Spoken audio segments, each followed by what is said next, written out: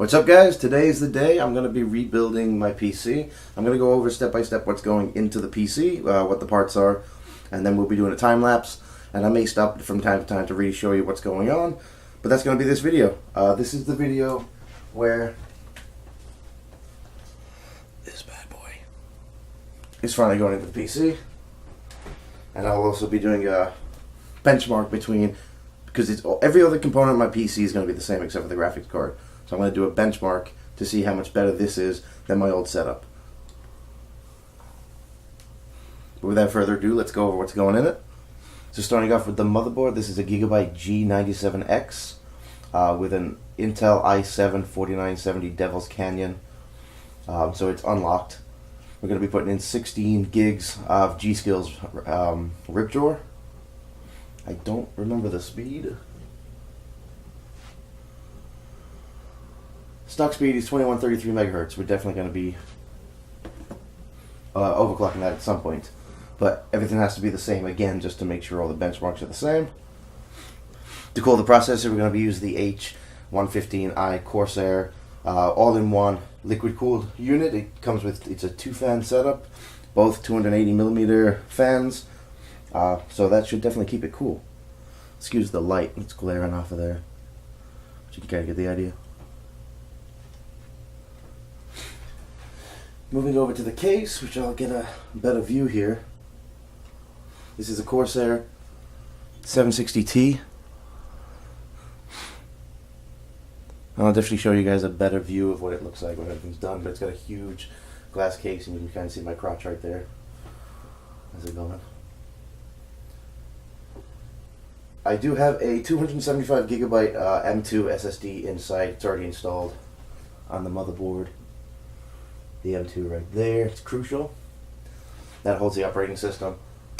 As for all this storage, I have two 1 terabytes, one 2 terabyte, and a 4 terabyte. This is my gaming drive. Both the 4 terabyte and the 2 terabyte are, what are they called? Hybrid drives. So they have 8 gigabytes of NAND, and then the rest is 7200 RPM regular hard drive. Excuse me. I like the bigger drives because I don't like to move games all over the place. Plus, you're not supposed to be loading and deleting onto SSDs anyway. So I kind of keep everything, especially editing videos, deleting footage, all that kind of stuff. I like to do on regular hard drives. We're going to be powering it with the Corsair H50W power supply. This is an old one. Oh, Jesus. So it's non-modular, which kind of sucks, but we're going to take all the wires in the back, so we're going to make it look as pretty as possible. And then obviously, the creme de la creme of the computer, the graphics card. So that's it, guys. I'm going to set up the camera to do a time lapse, and yeah, if something happens, we'll stop. I do have a little bit of prep to do first, because I got to clean the top of the processor and put new paste on. So we'll get started. So I'll be back momentarily. Alright, guys, so we're going to take a quick look at the case. This case is awesome because it's got a lot of cool features that is the reason I use this case. Starting off with the mass expansion 6 bays for the hard drive, 3.5 inch. It also has on the back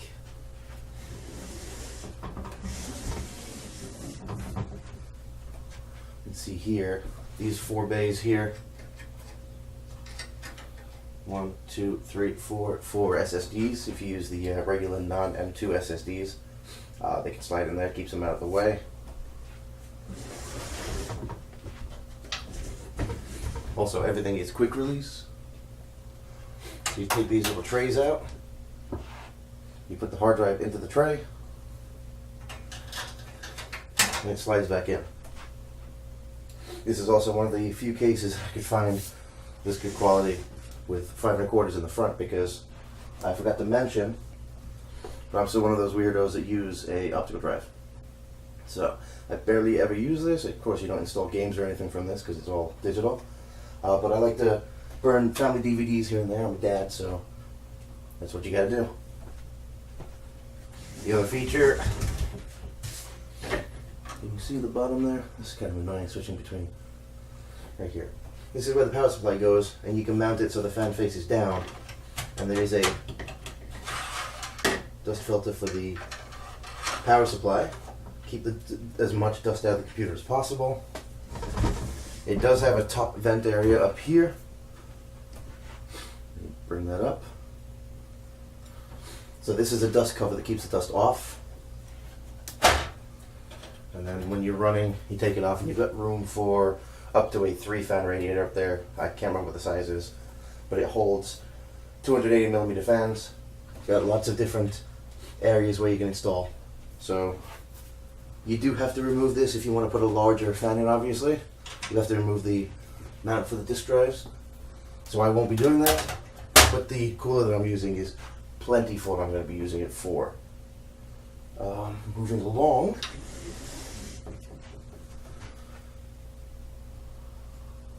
Has two 280mm fans in the front with a very nicely removable dust filter. And there's the fans, and they have regular LEDs in them, but obviously they're easily replaceable.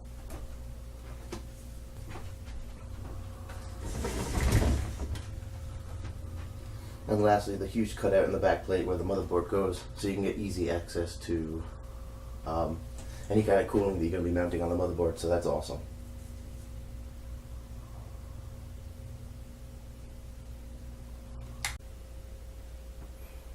Okay, so the basic tools you're going to need are really just a screwdriver. But to make it pretty and for cable management, I always get myself some cable ties and some cable mounting bases because they don't always have the right number of tie downs in the back, or they're not in the right place. So you get some of those just in case. And then a pair, of course, snips for snipping off the end of the cable ties. So let's get started.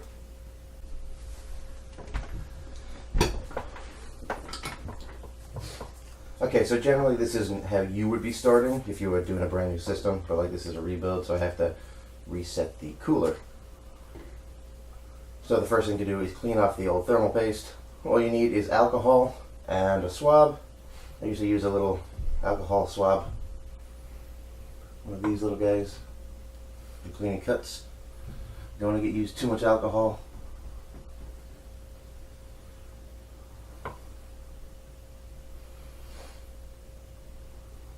You don't want it to be too wet, just very lightly.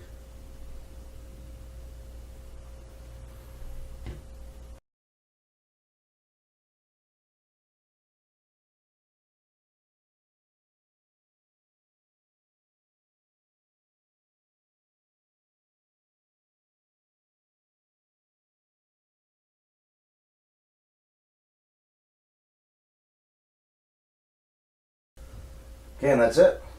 You want to make sure it's as clean as you can possibly get it to get the best contact between the cooling plate on the cooler and of course the processing. But the first thing to put into the new case when you're ready to go is actually the I/O bracket, or I/O mount, whatever you call this. It's a back plate that goes into the PC for the all the inputs on the back of the motherboard to kind of like line up to.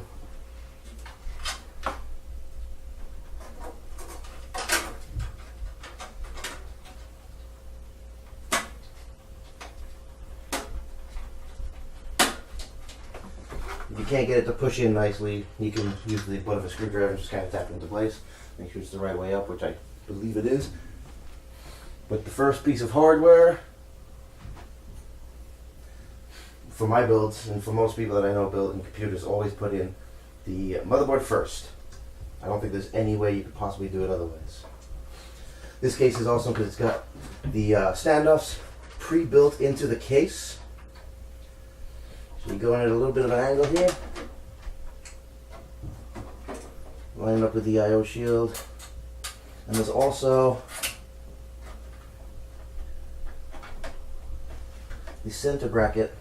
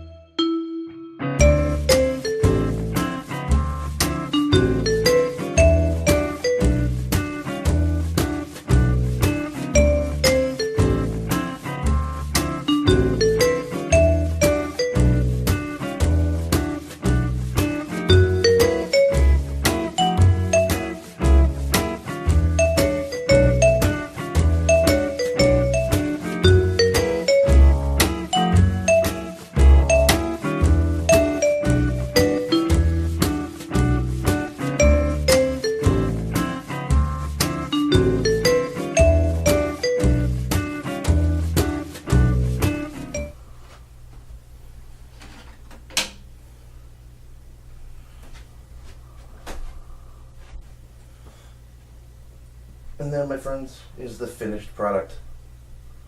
And I'm going to hook it up, make sure everything works.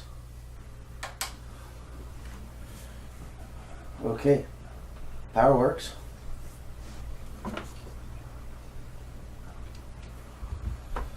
Well, actually, I should turn on both monitors because I don't know which one I plugged in.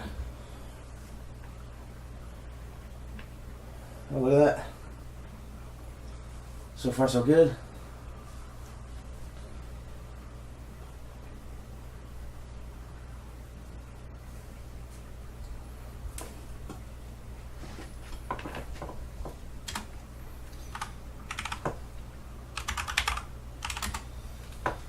Now it should correct itself because technically it's the same drivers.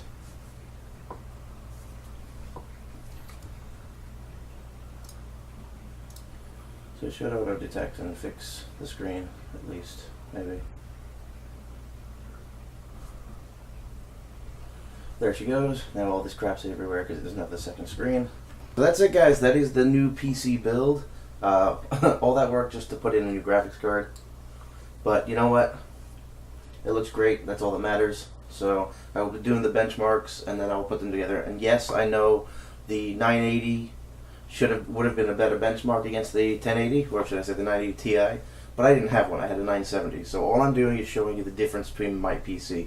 Don't use these benchmarks to try and figure out which GPU you want to get. This is just showing you guys the difference that I'm getting now in my my own PC. All right, guys. Thanks for watching. I hope you enjoyed the video. I'll catch you next time. Peace.